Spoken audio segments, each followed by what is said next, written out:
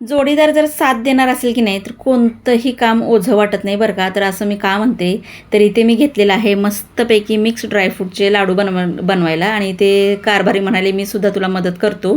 अशा छोट्या छोट्या क्षणामध्येच खरं सुख लपलेलं असतं बरं का. कारण आपण जर एकत्र म्हणजे एकटं म्हणजे स्वतःच जर करायला घेतलं हे काम तर खूप वेळ जातो आणि खूप ते काम मोठं वाटतं. पण जर दोघांनी मिळून केले की नाही तर कधी वेळ निघून गेला ते समजत पण नाही आणि कधी आपलं काम उरकलं ते पण कळत नाही. अशा प्रकारे आम्ही दोघांनी मस्तपैकी असं छान असे ड्रायफ्रूटचे लाडू बनवलेले आहेत.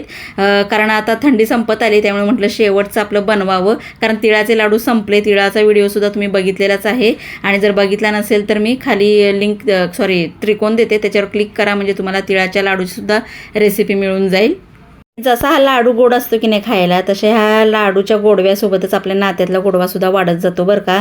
घरात जर समजूतदार मदत करणारे असले की नाही, सहकार्य करणारे असेल तर प्रत्येक साध्यातला साधा क्षणसुद्धा एकदम भारी आणि खास होतो. तसाच हा क्षण माझ्यासोबत खास झालेला आहे. आता चला तुम्हाला हे सांगते लाडू किती झालेले आहेत. माझे हे लाडू 60 झालेले आहेत बरं का.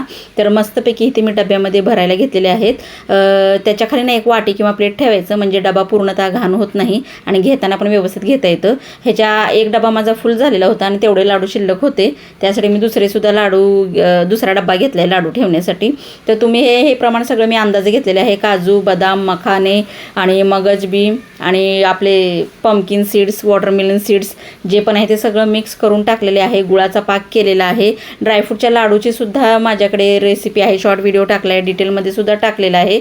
तर तुम्ही बघू शकता, आपल्या चॅनलवर उपलब्ध आहे. व्हिडिओ आवडल्यास व्हिडिओला लाईक, शेअर, सबस्क्राईब नक्की करा. Bye bye.